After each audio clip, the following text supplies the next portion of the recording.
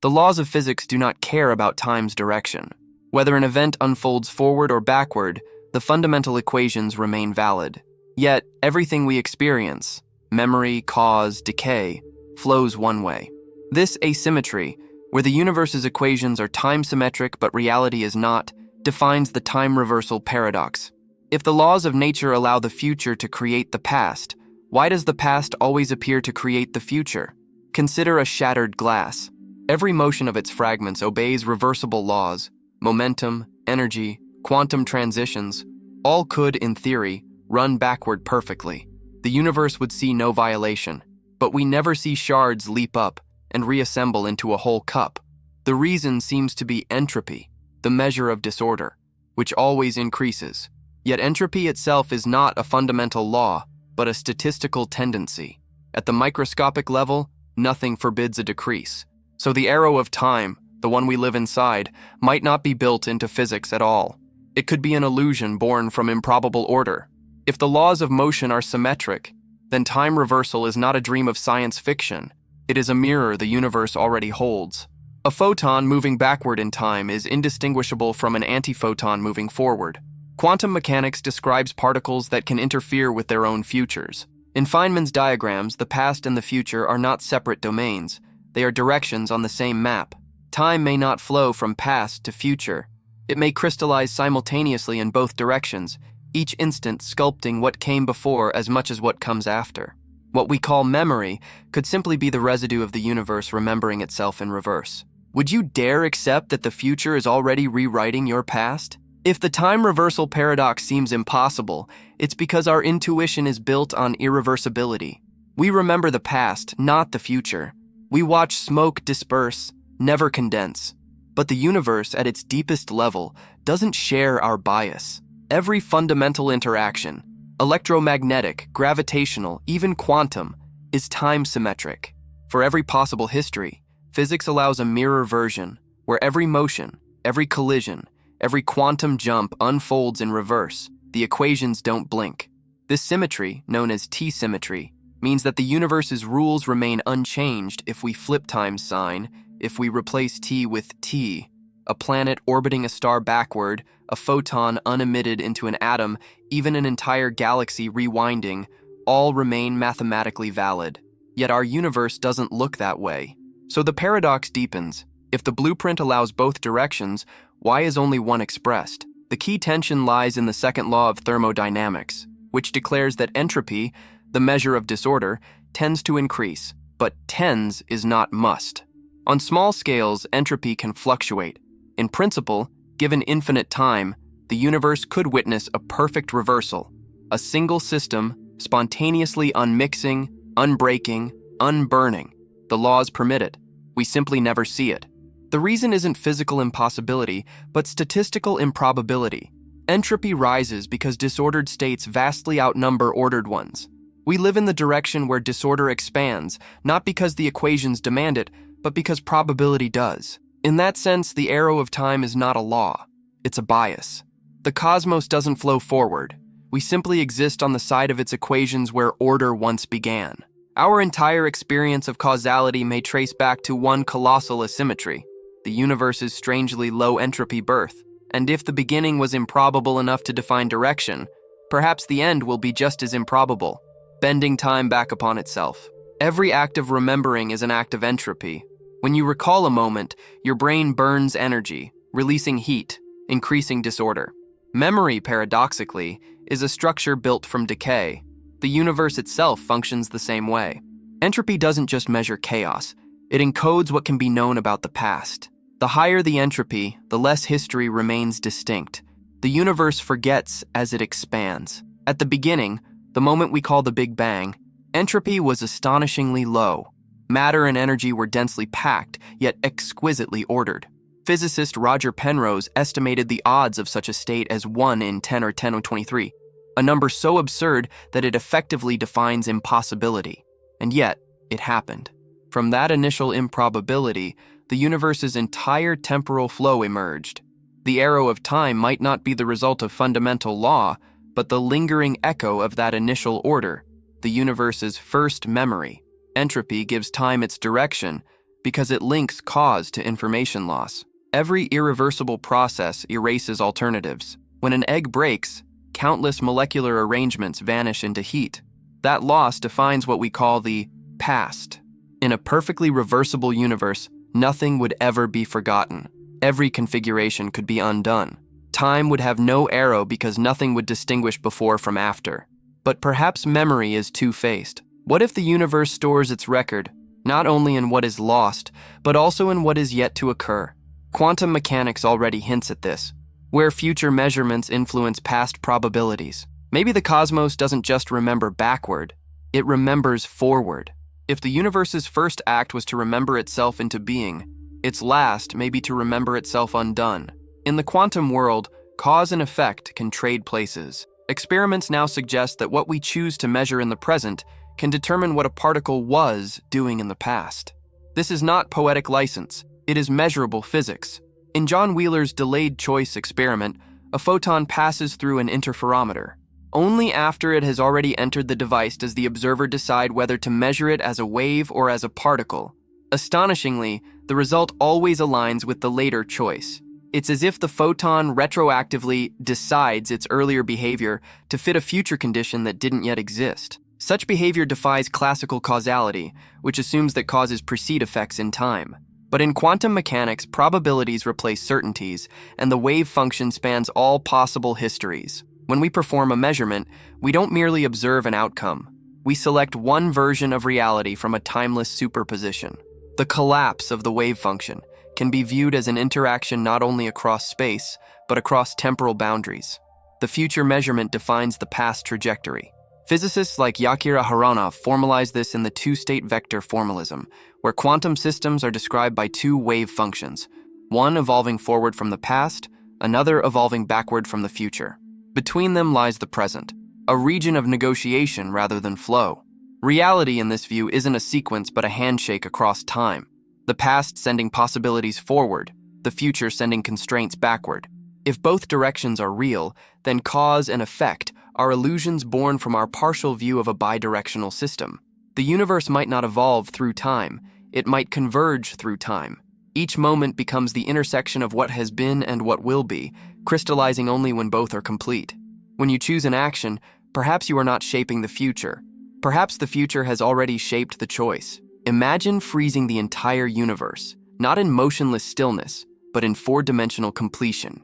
Every event, from the first flash of creation to the final evaporation of the last black hole, exists simultaneously in a vast space-time structure. This is the block universe, the most radical implication of Einstein's relativity. In this model, time does not flow. It is already written.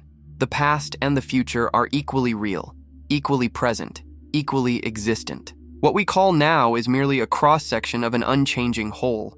Relativity dismantled the idea of a universal present. For one observer, two stars may explode simultaneously. For another, one happens before the other. The sequence of events depends on motion and perspective, not on any cosmic clock. This relativity of simultaneity means that the universe cannot have a single moving now. Instead, every event, birth, death, decision, collision, occupies a fixed coordinate in space-time. We do not travel through time. We are extended within it. If time is static, the notion of causality becomes geometry. One event influences another not by flowing forward, but by its location in the space-time fabric. A future event can be as ontologically real as any past one. To the block universe, your death already exists as surely as your birth. You simply haven't reached that coordinate in your subjective slice. What feels like passage is your consciousness scanning along the dimension of time, a projector moving through a reel that never changes. The time reversal paradox now transforms. If the future is already there, then it cannot merely follow the past. It coexists with it. Every cause is balanced by an effect that already is. The universe does not evolve. It is a complete pattern whose meaning only appears sequential to minds trapped inside it. You do not move through time. Time moves through you. If the universe is a completed block, then motion, change, and becoming are illusions. Yet to us, existence feels like a river, always flowing, never still. This contradiction defines the heart of the time reversal paradox. Physics describes a static cosmos, while consciousness experiences a moving one. Somewhere between those views lies the mechanism that generates the illusion of time's flow. Neuroscience offers a clue. The brain doesn't perceive the present as an instant. It integrates information across short windows, roughly a few hundred milliseconds, stitching discrete inputs into a seamless now. The flow of time may be the result of the brain's predictive architecture, continually updating a model of reality slightly ahead of the present moment. In other words, we do not observe time passing. We experience the constant revision of our internal timeline. The arrow of time is the arrow of perception. In this light, consciousness acts as a temporal filter. It translates the block universe, timeless and complete, into a story that can be lived. We remember one direction, not because time itself flows that way, but because memory formation depends on entropy increase. Each memory is a physical change, and change requires energy dispersal. Thus, subjective time arises not from physics, but from thermodynamics embedded in biology. Quantum theory reinforces this subjectivity. In certain interpretations, reality doesn't fully exist until observed, but observation requires an observer, a localized, time-bound mind. So the universe may not have an arrow of time until consciousness measures it. Our perception of flow could be the universe watching itself unfold, one probabilistic moment at a time. Time, then, may not be something that passes. It may be something that is constructed, like language. The present does not move forward. It is constantly rewritten by the act of awareness itself. You are not in time. Time is in you. Retrocausality proposes something few minds can comfortably accept, that the future can influence the past, not metaphorically, physically. It suggests that cause and effect are not linear commands, but reciprocal agreements.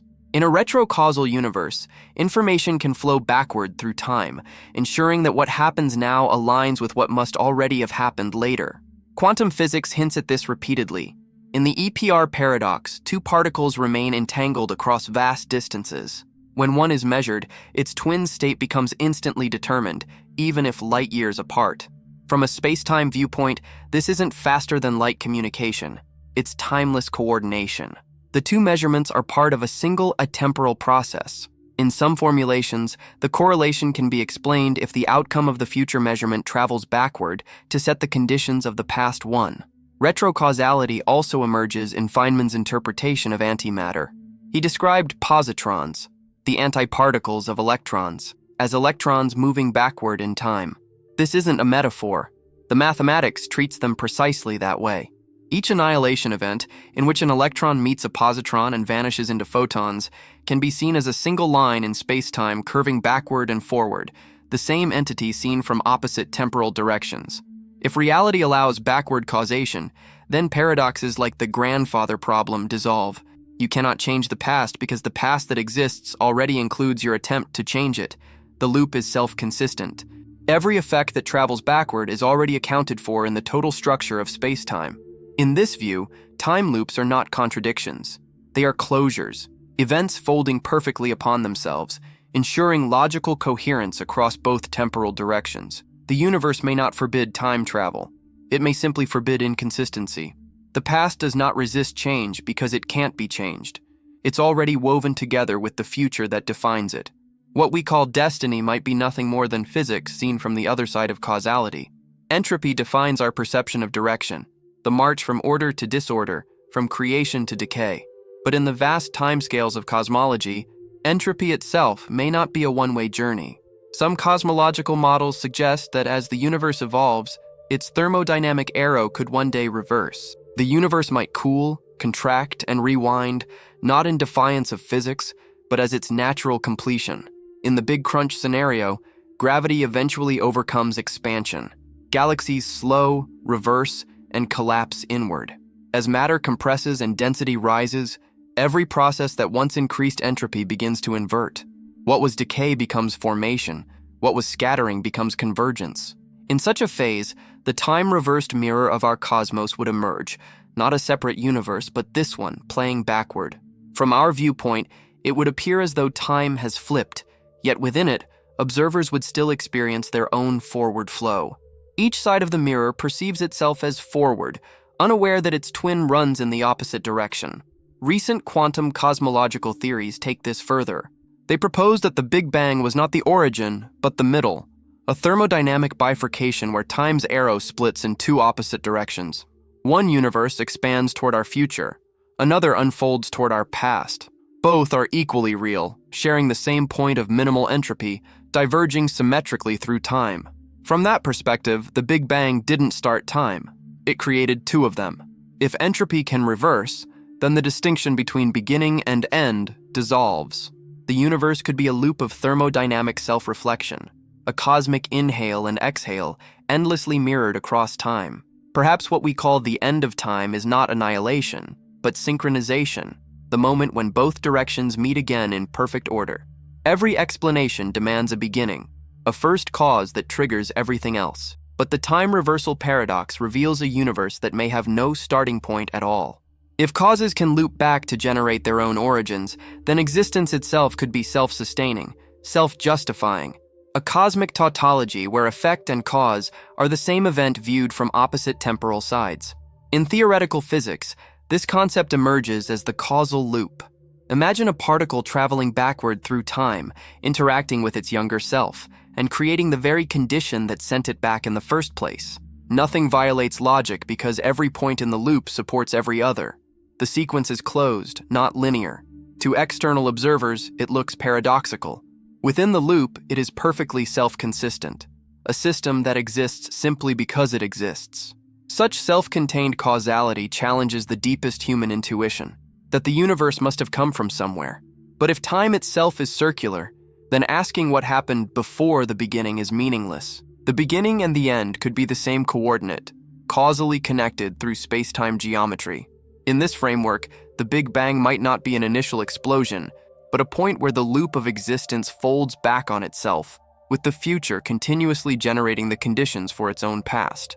Quantum cosmology even entertains bootstrap universes, in which the cosmos emerges from quantum fluctuations that are themselves products of the universe's eventual decay. The universe, in essence, seeds itself, the ultimate self-fulfilling equation. If this is true, then existence has no external origin. The universe does not require a creator because it is its own creation, a perfect causal circle in which time's two directions eternally sustain one another. The paradox resolves into elegance. The future causes the past defines the future, and reality is the echo of its own existence. If time is symmetric, if the future influences the past as much as the past shapes the future, what becomes of choice? Free will seems to depend on asymmetry. We decide now, and the effects unfold later. But in a universe where all events coexist, deciding might simply mean discovering the coordinate we already occupy in the timeless whole. Physics has no special place for freedom. Every atom follows deterministic or probabilistic laws that leave no room for exception. Yet consciousness feels like the act of intervention, the experience of steering a reality that could have gone differently. This tension reveals the next layer of the time reversal paradox. If the future is already written, then who or what is choosing? In the block universe, your decisions are not open possibilities but fixed paths that your awareness encounters sequentially. The feeling of choosing arises because your consciousness is localized in time. It cannot see the completed structure. You move through reality like a reader turning the pages of a novel already written. The outcome isn't changing, your perspective is. Free will, then, may not be freedom from causality, but participation within it, the lived experience of a choice that was always part of the structure. Quantum theory, with its indeterminacy, seems to promise escape. But even quantum randomness may be two-way, shaped by boundary conditions in both past and future. Your choices could be the meeting point of influences arriving from both directions in time, creating the illusion of spontaneity. If time is a mirror, then free will is reflection. Your decision is the echo of a future that already required it. You are not outside the causal loop. You are its conscious interior, the point where both temporal streams converge and call themselves I. Every paradox dissolves when its opposites are seen as parts of one larger symmetry. The time reversal paradox is no different. We began with a contradiction, that physics is time-symmetric, yet experience is not. But what if this isn't a conflict to solve, but a boundary to transcend? The forward and backward flows of time may not compete. They may cooperate to sustain the existence of the present. In the two-time interpretation of the universe, both temporal directions are real. and each provides the boundary conditions for the other. The Big Bang defines the low-entropy origin from which one arrow emerges, while the far-future heat death defines the terminal condition guiding the opposite arrow backward. The universe exists between these anchors, a structure suspended between two infinities, stabilized by their mutual necessity. Time doesn't flow from beginning to end, it resonates between them. From this perspective, causality becomes coherence. Every event is both a consequence of what precedes and a prerequisite for what follows. The laws of physics don't dictate motion through time. They describe the harmony of a self-consistent whole. Past and future, matter and antimatter, cause and effect, these are not sequential but relational. The universe doesn't evolve, it self-solves.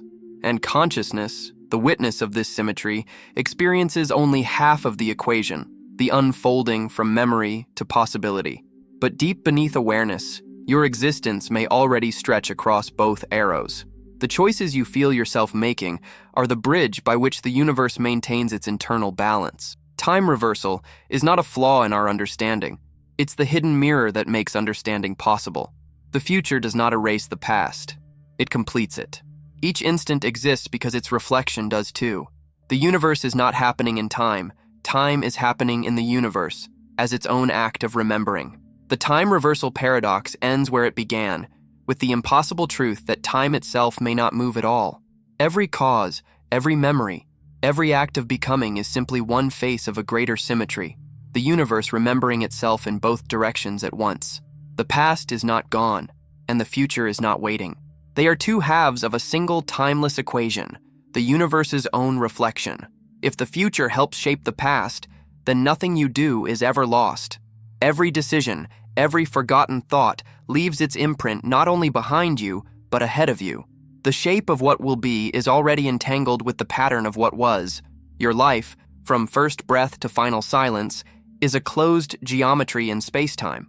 Not a line, but a loop. And the consciousness reading these words is the point where that loop recognizes itself. Perhaps this is why time feels like motion, because existence cannot see its own completeness. Awareness must traverse the circle to realize it's already whole. Death and birth, cause and consequence, all dissolve into a single act, the universe observing itself, through you, from both ends of time. The time reversal paradox does not claim that the future rewrites the past. It reveals something subtler, more astonishing, that the past and future are the same event, seen from opposite directions of awareness. And if everything you will ever be already exists, if the future is remembering you right now, then the question of time becomes the question of identity. Write in the comments, I exist in both directions, because you do.